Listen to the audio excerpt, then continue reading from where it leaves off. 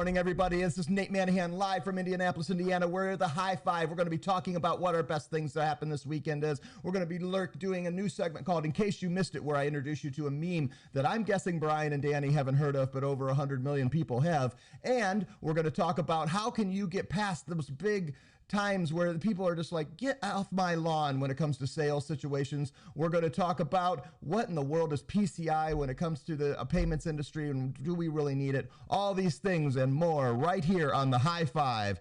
Gentlemen, let's get started. The time has come, the questions are set, opinions hide, discussions are led, a show about nothing and everything, it's all the same.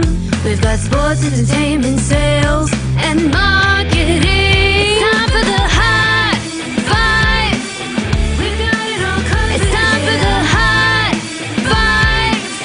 We've got it all covered, yeah. The High Five. The High Five, live from all over the United States, from right here in Indianapolis, but more importantly, the two men that make all things look better. We have Mr. Brian Linke from Warsaw, Indiana, holding the green football today. How are you, Mr. Sir Brian? I'm very well, Nate. Thanks for asking. Sun's out, sun's shining. Sun's out, guns out, boys. Why that shirt's coming off later, I'm just guessing. All right. And Mr. Danny Shard from Glenwood Springs, Colorado. I'm going to guess there is some elk on a golf course this weekend. How are you, Danny? I'm doing great. Happy Monday. I didn't see any elk this weekend, but we did have our first bear sighting, so that was fun. And it's a nasty wet day here in Colorado, but good Monday.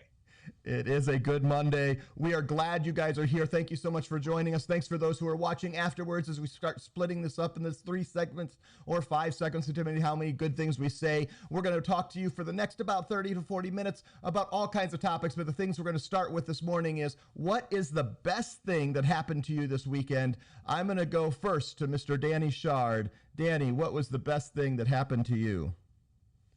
I got my 2-year-old working in my garage, which was and it was actually pretty good. He was filling holes with me. We're redoing our drywall in our garage, and so he was filling nail holes, and we were starting to paint. So I got the little guy doing some work. It was fun.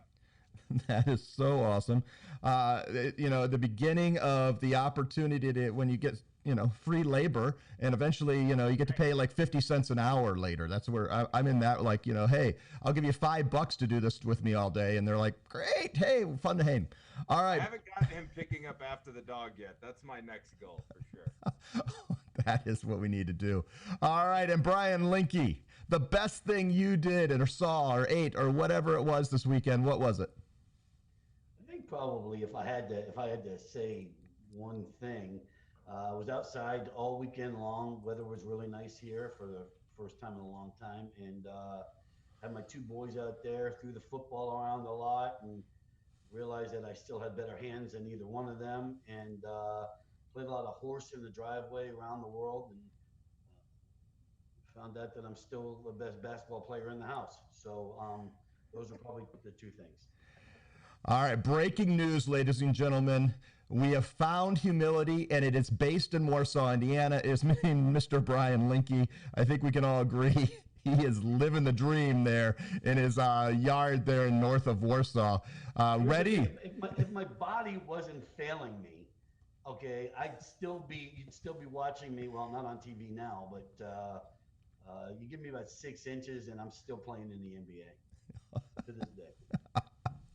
Don't leave me open, Nate, because I'm going to make it. All right. Well, and I'm going to say the best thing for me this weekend, minus a nice relaxing, well, not relaxing. I did quite a bit of work on Saturday, but it was a different change of pace. I sat outside, sat by a little fire pit for a little while. But then last night, about 10 o'clock, after I'd finished 8 loads of laundry, folded, I sat down and I watched the 2 episodes of The Last Dance. And my word, luckily they didn't give us all 8 at once or 10 at once, because I would have watched it all night. I would have too. Awesome. It was amazing. So quick. What did you think? How they're putting and going the back and forth, taking the last season. I knew that Phil Jackson was interviewed, and Jerry did not is not interviewed. I just thought it was so masterfully done. It was so much fun. And I think anyone, whether you're a sports fan or not, I think probably a little bit of sports fan, but no matter what age, you could draw into this because you had so many people just engaged and having Steve Kerr tell his stories. It was just awesome. It was awesome. I kind of had a little bit of a shock from my wife. We're watching it, and Steve Kerr is doing an interview, and she's like, "Hey, there's the coach from Golden State." I'm like, "Babe, that's Steve Kerr, okay? I mean, he was the 3-point king for the kickout guy for the Bulls back in the '90s or the late part of the '90s on their second run." And Yep. she's like, "Oh, I didn't know he played for them." She does not remember any of the Bulls playing, and she's 31 years old, doesn't remember it. It was shocking to me. And I would have been like, since you have a little bit of Texas roots in you, if you just said, okay, that's the guy who won 2 championships with the San Antonio Spurs, I would have gone with that. But yeah, and he was on Sports Center afterwards with Scott Van Pelt, and I stayed up and watched that. So I was up way too late last night because I stayed up. I didn't start watching till 11, and I didn't quit till like 1:30 because as I fast forward through the commercials, watched Scott Van Pelt when they had more interviews on. But yeah, Brian, I mean, to me, it just brought all the feelings back of Michael Jordan, and his interview is just so interesting. Like, he's in a T-shirt, just relaxed, and it's the most relaxed. And in fact, Sam Smith in the Sports Center said how much fun it was for him to see Michael being interviewed and acting more like he did as Michael in 1986 because he became a lot more standoffish as he became more and more popular, because I think you have to become that way. And this was much more relaxed Michael when they convinced him to do this. It was just fun. What do you think, Link? I definitely agree. Was that like a bourbon sitting next to him the entire time? I'm pretty sure it was. Bourbon, a little cigar. It said because they made the point that when he got there, he wasn't doing any lines, he wasn't drinking any alcohol yet. That's changed now. All things are off. That's right. That's right. The thing that strikes me about the whole thing, and again, I'm showing my age here, but just about every one of those guys that played with him or against him. Okay, I remember when they played in college. So like Steve Kerr, Dan, what school? I don't know. Okay, see, that's the problem. What school? Arizona. How about Charles Oakley? Remember Charles Oakley, who got traded for? They said it last night. Bill Cartwright. Bill Cartwright. Yeah. Okay. And Bill Cartwright went to the University of San Francisco, and Charles Oakley, Virginia Union. There's the Brian Linke things that nobody else knows. Well, that's what, and even like Central Arkansas, where Scottie Pippen went, right? I thought that was pretty cool to see, because there's a lot of people that didn't.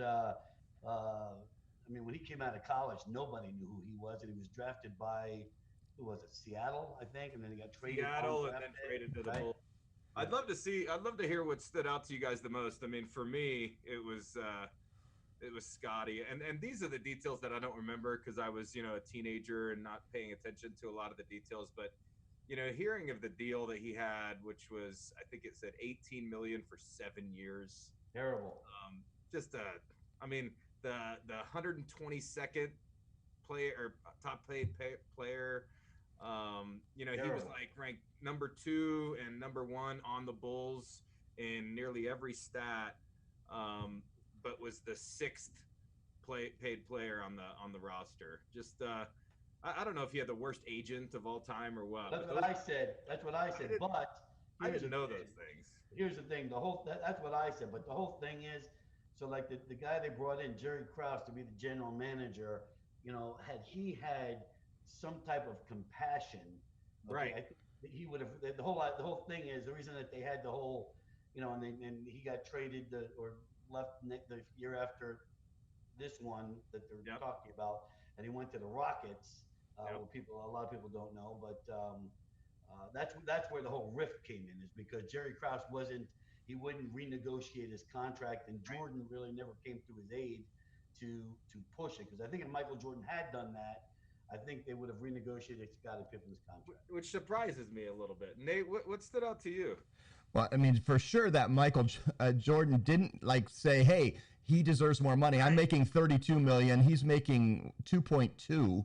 Right. And I understand, like, I think it was Reinsdorf said, a contract's a contract. But at the end of the day, no, it isn't. When a person starts increasing their value to you in any business, including sports, and you're making, I mean, without Scotty, and it showed when he wasn't playing, that team was not the same. Michael was better, but Scotty was just a 1A, and you had to have that in his drive. Now, and I think they kind of alluded to the fact that he signed that 7-year contract. Yes, bad agent, but he also grew up with nothing, grew 5 inches at Central Arkansas, between his freshman and sophomore year, became, was a number 5th overall pick from a NAIA school because he had become and drawn into this. And I think I did not know the backstory about his dad and his brother being paralyzed, both his dad having a stroke and eventually passing of that backstory. I mean, don't you have to have compassion and go back to him and say, look, you've made us $100 million. We'll give you 7 more this year and making at least 10. I mean, that's right. That's the whole thing. That's kind of where the whole rift gets. The other thing is when has anybody ever said to a coach, like, okay, this is your last year.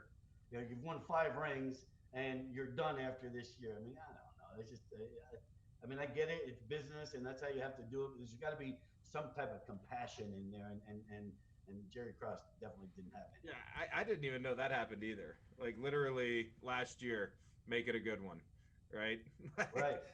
Yeah, I did not know that. No, I mean, and to walk it, you can go 82-0 and you're gone. And you say that to Phil Jackson, who then proves, no matter what you say, that was a perfect formula. But he proved himself more than anyone else of those players when he goes on and does it with Shaq and Kobe and wins 3 more. I mean, let me just tell you this, okay? When you're coaching Michael Jordan and Scottie Pippen on one team, and then you go to the next one, and you've got Kobe Bryant, Shaquille O'Neal, I'm thinking your chances are pretty good of winning more games than you lose. Yeah. How many championships does Phil Jackson have, Brian? I know he's got 6 with the Bulls, right? What, 4 with the Lakers? Is that right? Yep. 4 or 5? Was it 4 or 5 with the Lakers? Yeah, I think he's got 2 hands. I think he's got 10, if my memory serves me right. But it's okay. Yeah. So, Yeah. But again, when you're there isn't a coach in the world that has ever won championships with bad players, right? You can win a game with players that are inferior to other players. You can't win championships with bad players. True that. Totally agree. All right, let's move on. This week we had talked about the best thing that you did this weekend. Now I'm going to bring you just a quick, every couple of days I'm going to do this in case you missed it. And this is where I'm going to bring something that I think is happening in the internet that my guests Brian and Danny don't know, maybe something you don't know. This is going across TikTok. It's been going across YouTube. It's been going across Twitter. And and let's see if you guys have any idea what this means. When somebody says, can't wait for the Backstreet Boys reunion tour to be over. What do they mean by that? Question, do you gentlemen know this at all? Oh, look at those blank faces. Well, okay, what kind of a question is that? Well, I looked it up. In the last 7 days, those words have been mentioned over 23 million times in the U.S. and about 40 million times around the world. So it's a decent amount of times. And I love following pop culture. Here it comes. This came from YouTube saying that their YouTube advertisers don't want to act or advertise on anything that says COVID-19, coronavirus, anything like that. So there was putting a lock on being able to say those words and still get your advertising dollars. Well, the influencers that are out there in the world who are making their money from YouTube and advertising dollars that's being shared and rev share from YouTube, which is over a couple 100,000 people that make a decent living doing that, wanted to be able to talk about it. So one of the guys came up with an idea of 7 days, and it caught on like street fire. Every time we talk about a Backstreet Boys reunion tour, we're actually talking about the coronavirus and COVID-19. And that is in case you missed it. Hey, did you miss that, guys? I missed that. Okay, I definitely missed it. All right. Super smart of them, though, to get around that, right? Yep. I thought it was brilliant. When I started seeing it last week, I had to look it up because I saw it on Twitter, and I'm like, what? Why is this trending? Why is there a Backstreet Boys reunion tour? It's trending, and that is why. But we can all wish and wait that in 2023, there probably will be an actual Backstreet Boys reunion tour. Brian Linke will be on the front row, and it'll be all things good. Let's go to our topic number 3. Topic number 3 today is, how do you get your day started? It's Monday, and I'm telling, I was dragging a little bit this morning, had all these things going on. I actually have to, I have a fight with my insurance company for health insurance things that happened back in December that I got to sit on hold for later today. And I was like, oh, how do you start your day? I'm interested from 2 very productive individuals who have been doing it for a long time. How do they start their day to make their day the best they can? And what things do they do sometimes and sometimes not? How do you do it? And let's have a little discussion. Let's go, Brian Linke. How do you start your day? What are the most important things for you each day? Well, okay, so when we first started this work from home thing, which I definitely struggled with at the beginning, I just had trouble figuring out a routine, and I'm definitely a routine guy. But since the 2, 3, 4 days went by, I've gotten to a point where I'm doing what I did before. The only difference is I don't get in my car and drive down to 9290 Center Street. But I get up every single day, make coffee, make my wife coffee every single morning, get downstairs and do something down here in this weight room, whatever it is, whether it's just a quick weight workout, takes me 20, 30 minutes, or I get on the elliptical on the bike and the rowing machine and I put in a tougher workout. So I definitely want to make sure that I do that every single day, just because it makes me feel better. It just mentally and physically, because I get out of bed and I can barely walk at this point. But once the old muscles start loosening up a little bit, I'm a little bit better. And so yeah, and then I come down and jump in the shower, get a shower, go upstairs, eat a bowl of cereal, and I get down here to see you 2 boys every single day. There we go. That's a good routine. So, Brian, is there something that if you don't do, it's gonna make your day less? Like, do you need to eat breakfast every morning? Do you need to? Is there anything that you have to do that you can know if you don't do this that your day is just gonna go all to crud? Well, I mean, rule number 4: take a shower. So if I didn't do that, then it would be a bad day. But yeah, the workout thing is definitely big for me, and it's been that way for a while, just because I'm the short, stocky, fat guy, and if I don't work out, then it's going to become a bad thing. So I've just gotten to a point now, and if I don't do it, which I'm guilty, right? I mean, everybody comes down, and all of a sudden, the worst thing I can do is sit down at my computer. I mean, that's the worst thing. You start checking my emails, because then.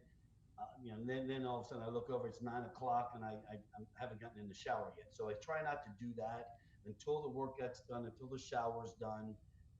So yeah, I think if I don't work out in the morning, or at least do something every single day, that would kind of throw me off. All right, Danny Shard, how about you? What are the things that you have to do on your day to get started to make it the most productive day possible? I'm going along with Mr. Linke here, and it's about having a routine. Mine includes walking my dog. I try to walk her every single day, and every morning, really. And like Brian said, if I get up and jump into my phone or jump onto my computer, I kind of get sucked in, and before you know it, it's 10 o'clock, 11 o'clock, 12 o'clock, and I'm still sitting there working or talking to partners, and my day kind of gets away from me. So that trigger for me is a good dog walk for the morning to kind of get the day started. Well, I think those are totally things. It's about having that mental time just to kind of separate the from sleep to the rest of the day. And we can, get past that really quickly, and suddenly we're like, oh, crud, how did I get all past that? And we're not as productive in that, because if you stay focused and say, okay, these are the 4 things I really want to get done today, and I'm the worst at it. Like, I have gone through seasons, and right now I'm in a good one where I work every night I have a list by the time from the night before of what are the first things I need to get done to make sure that I'm productive. But that first thing for me is I need quiet time to myself. I have some type of caffeinated beverage that changes each day. I've been doing this intermittent fasting thing for about 6-7 months, so I don't eat anything till about 3 in the afternoon. And so I have my energy, I take my vitamins, all those things, drink a whole quart of water, and just usually listen. I have a set rendition every day of different podcasts I listen to. A couple daily ones that are on that come over that are in my feed as soon as I get up. And I always have to have that quiet time. And if something changes that time, and I've got to sometimes get up earlier than I want to in order to make sure, like when the kids are getting up early, or suddenly I need to make sure that I have a little bit about that 30 or 45 minutes of just quiet time, meditation time with just me and my headphones. And a lot of times I need to be doing it more. I'd like to be getting that walk in every day, and I don't always do that. That's one of the things I need to work on, because I really love what you're saying, Danny. I love a little bit of that physical exercise, and it doesn't have to be hard like Brian, who goes like a madman, but just getting a little bit of exercise, getting that blood flowing for me is important to me.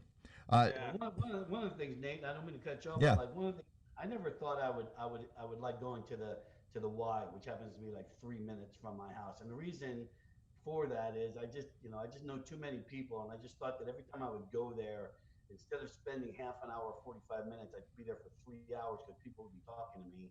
And what I've learned is, I put the headphones on, I make believe I don't see anybody, and what it does is it doesn't let me procrastinate like I do when I come down here sometimes. Meaning, like I come down here, I check my email, I sit down. I check my bank account. I look at the weather, whatever it is. I answer emails to partners. Whereas when I go to the Y, I don't have any of that. So I can get in, I can get out, I can come home, take a shower, and get down to the office. Yep, it's so important to have those routines, and I think it's even harder when you don't have an office to go to. Like so many of the people we work with, that they work from home, and now we're working from home. All of us are, for a good portion. Danny's the singular person that's sitting in an office by himself, but there's no one else around him to drive that routine. We have to be very, very disciplined.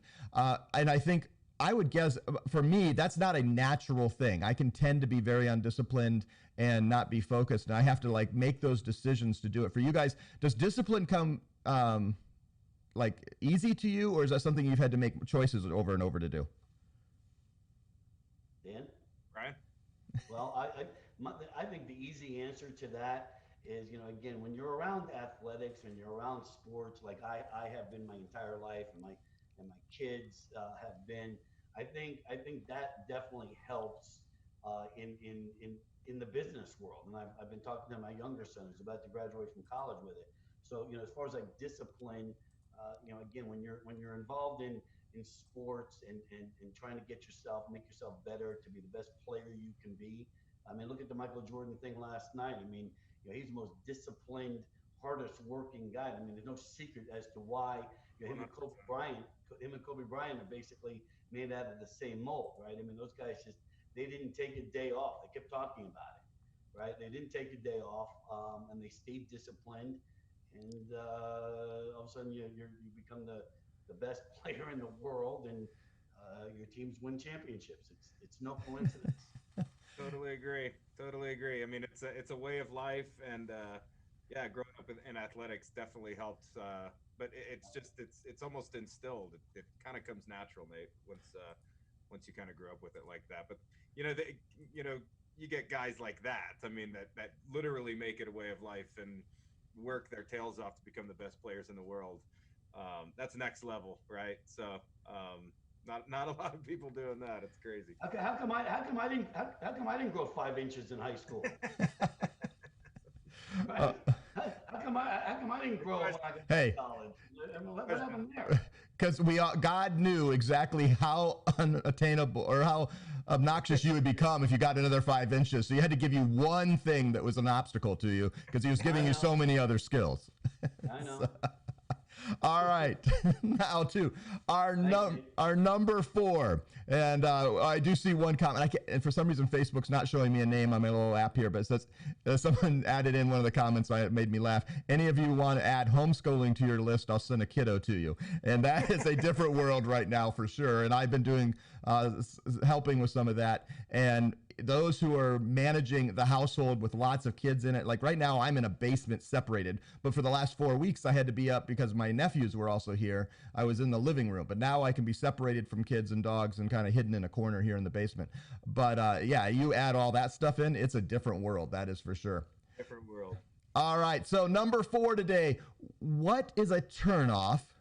Nope, don't go there, Brian. What is a turnoff for you when somebody is selling to you, when you meet a new business, a new person, someone who's selling, and whether it's a car, a physical product, or something for Paprotech, when they're selling to you, what is a turnoff that somebody does that we can learn from right away when they get in your face, it's first time talking to you, maybe it's on the phone? What are those things that you're like, oh, absolutely, this person just signed their execution, figuratively, I'm not doing business with them, they're done? What are some of those turnoffs that people need to avoid that you've learned because people are doing it to you?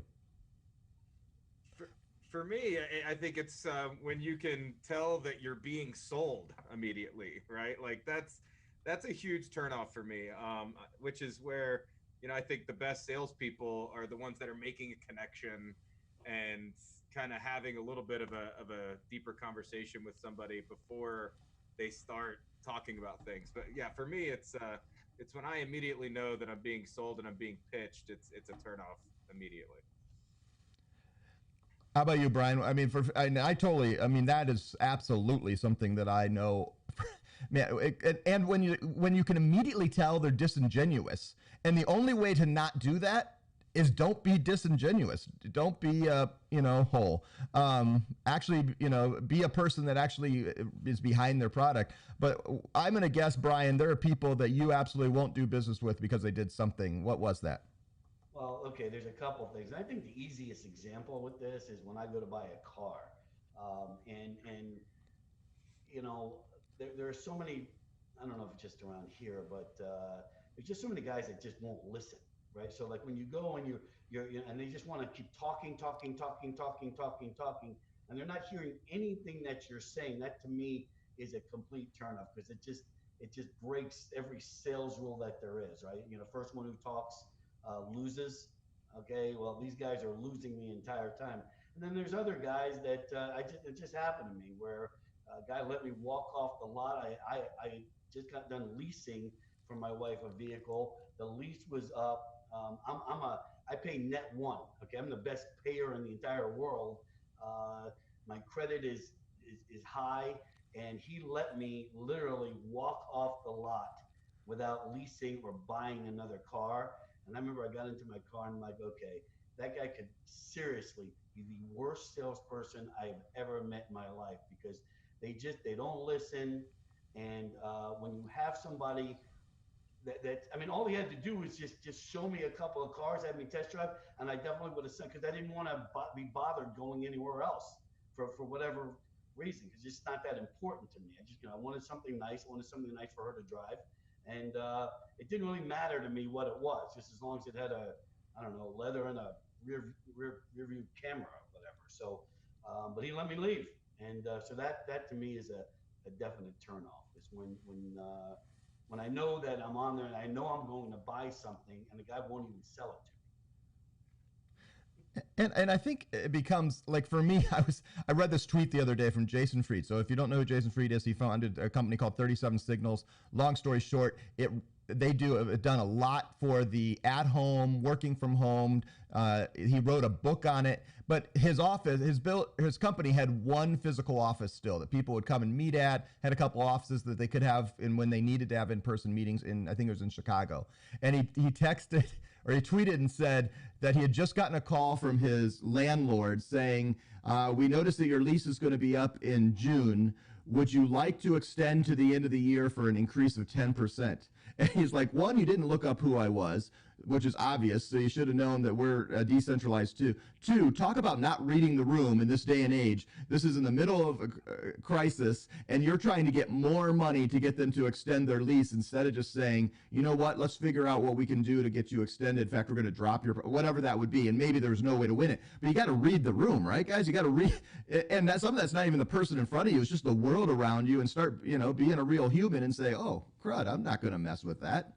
Got to know your audience. You got to, and got to understand the situation, right? I mean, that's just, that's terrible. I mean, that's a missed sale immediately, and I'm looking for a new office space at that point. Yeah. Right.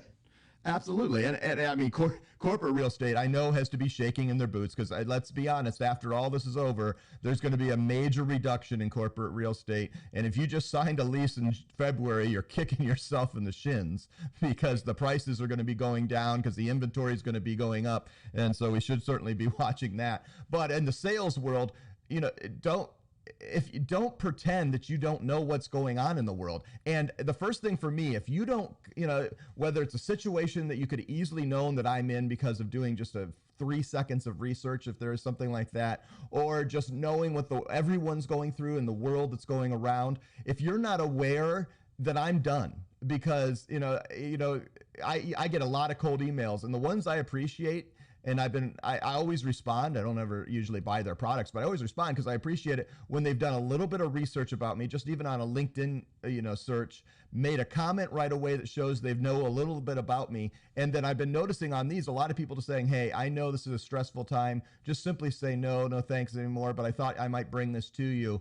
Instead of that, hey, I can fix all your problems type, because we're all stressed and you got to be able to know what's going on. There are things that you can do that'll ruin it, but because that first impression, you can never make a second impression, can you? Is there anything that can be done? Can you guys think of a time in your life where somebody just totally screwed up at the beginning of their sales and you still ended up buying with them because either the value was so good or they rebounded and were able to come back to you and do something to fix what happened before? I think with me, it's not neither one of those two things. I think with me, it's just a matter of I just don't want to go anywhere else. And again, I'm back to the car buying, and I hate it more than anything. Just because it's not that big of a deal to me. As long as it's nice, as long as I turn the key and it starts, I'm good. So the car salesman, to me, there's a huge difference in some guys as opposed to others. That is so true. How about you, Danny? Anything for you? Yeah, if they can rebound, and it's almost something that's just a slam dunk, absolutely. But I think transparency wins everybody back over, right? So even just if they took a step back and readjusted themselves and adjusted their approach, I mean, I know a lot of people that have been able to come back from a terrible start, right?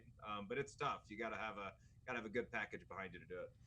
Yeah, you do. And I know for me, one of the things I've learned in my life is if a person comes back and I can tell makes an authentic apology for something that happened, right? I'm all about understanding and living up to my mistakes and understanding. So learning those, 2 short words, one of them being a contraction, I'm sorry, and then being honest about it and just saying I misread, I did whatever that was, man, it goes a super long way. And I think about that for our sales partners who are out all the time, just simply saying, you know what, I misread this situation, being self-aware enough, or I don't understand where you're coming from, and I want to learn. Those type of things where you're just showing empathy and showing honesty at the same time, that goes so long in helping us all make sure that we can rebound even from a bad first impression, which is possible. I'm 100% sure of that.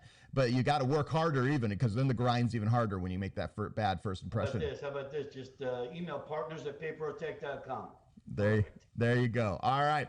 Time for number 5. We're going to do the Merchant Services 101. We're doing this for the next couple of weeks. Just a little topic at the end to explain what one of the things that goes into the world that PayProtect's involved in, that all Danny, Brian, and I, and most of our people that we're bringing in. If you're watching this and you've never heard of the payments industry, email partners@paperprotect.com. They'll explain it to you. But these are just a little bits of pieces.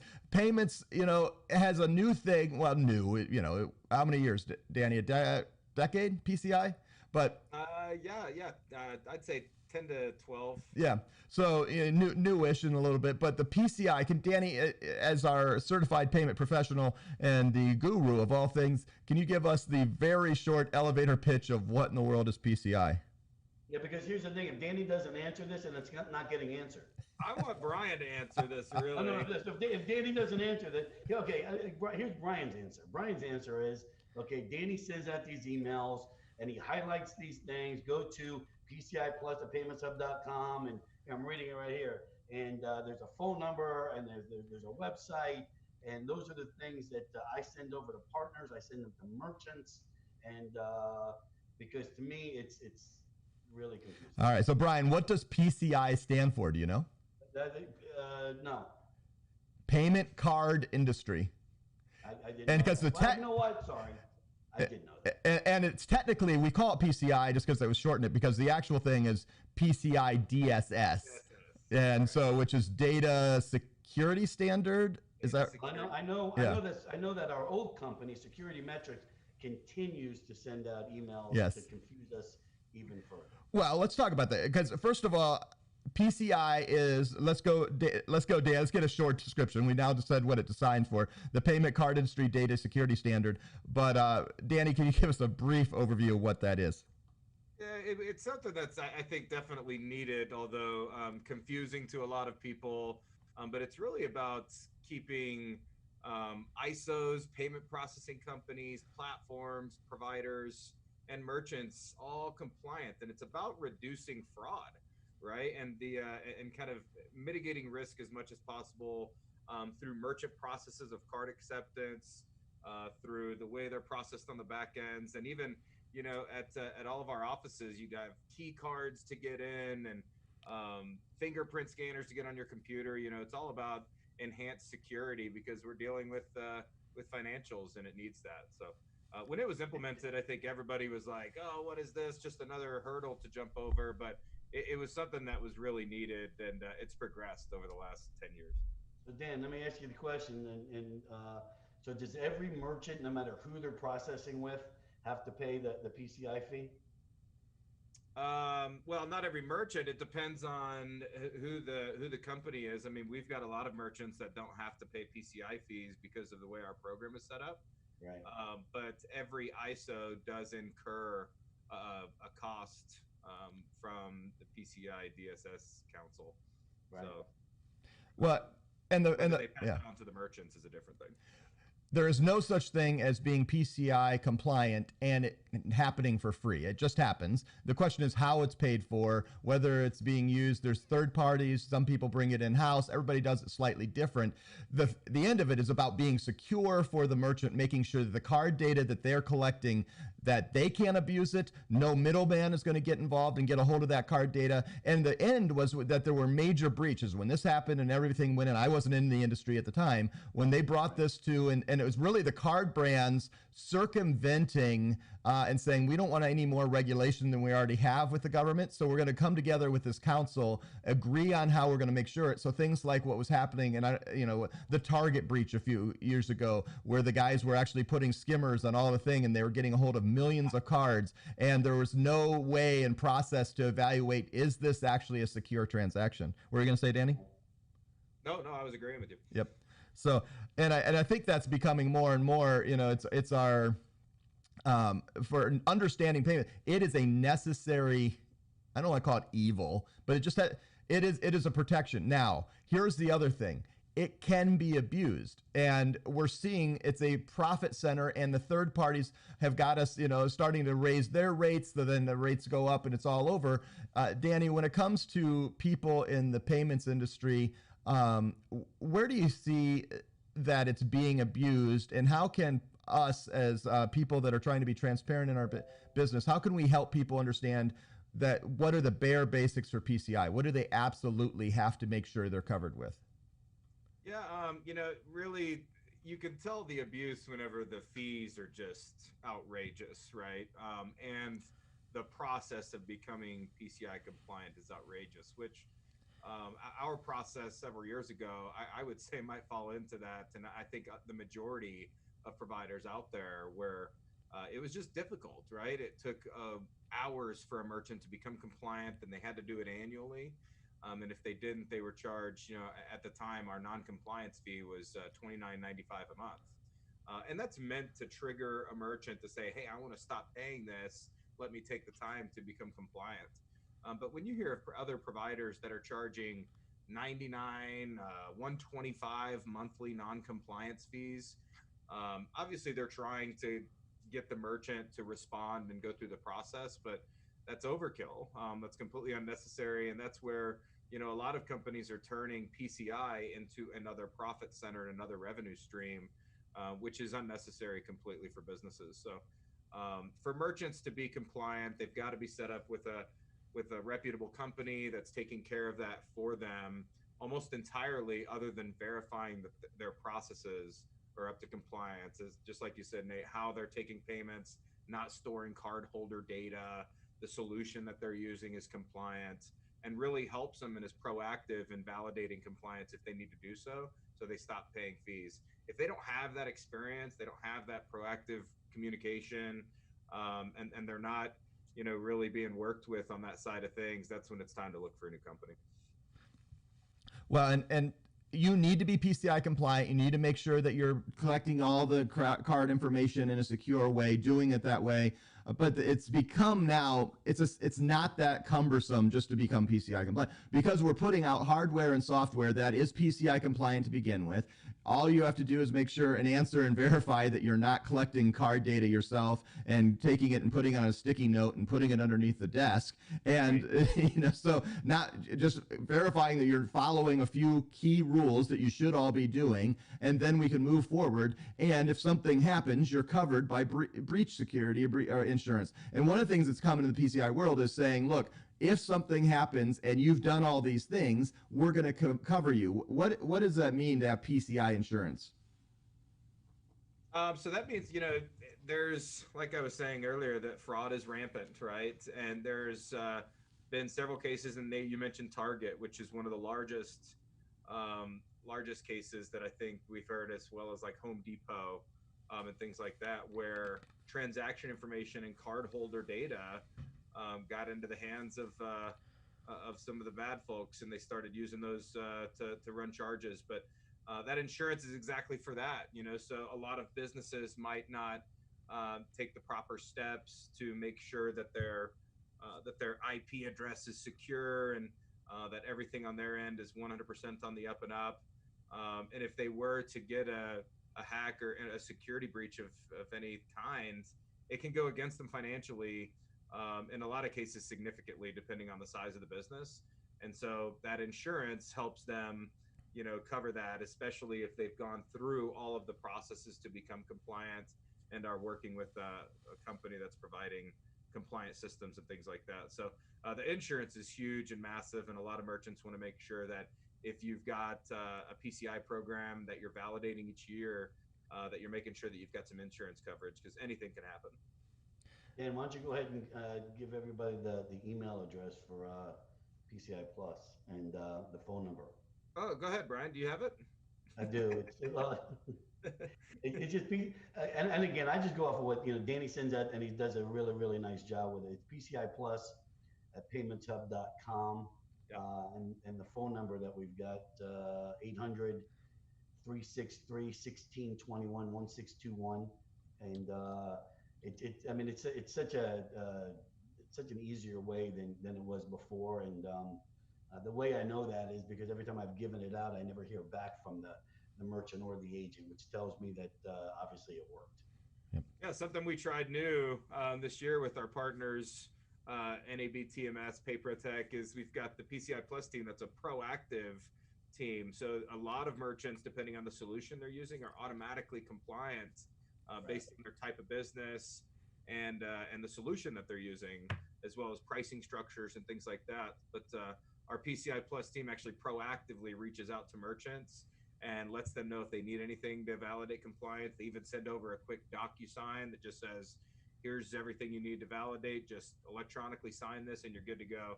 A process that historically has taken merchants hours annually to complete with a lot of headaches is now taking minutes and done pretty quick. And they might not even have to validate again moving forward. So. Yep.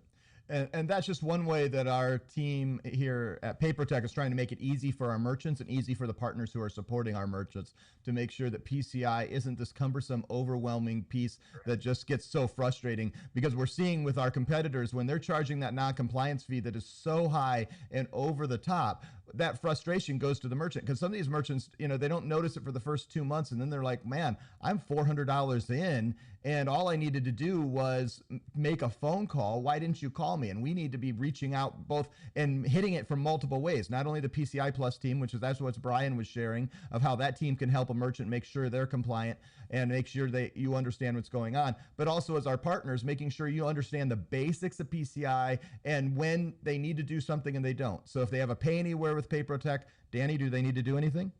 They do not. No. Nope. But if they are using some of our great POS systems, they may have to go through a questionnaire. But does that take a long time? It does not, no. And it's actually been drilled down to about 10 or 15 questions. And the majority of those questions are automatically answered and just verified with the merchant. So the merchant really doesn't have to do much on that either. It makes it very easy for them to get through that process if they have to. That is what we like to hear. All right, well, it's a high five, 420 Monday. Well, you know what 420 means. It's a high five Monday, because you're high five, right?